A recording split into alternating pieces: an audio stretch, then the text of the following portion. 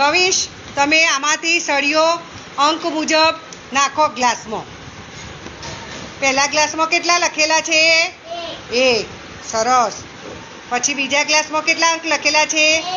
તો લખો 2 નાખો.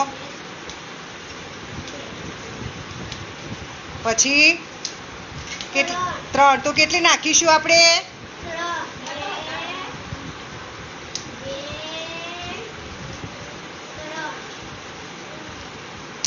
પછી કેટલા લખેલા છે? તો નાખો 4.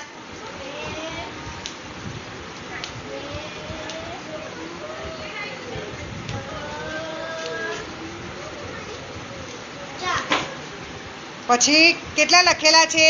5. તો 5 નાખો સળિયો.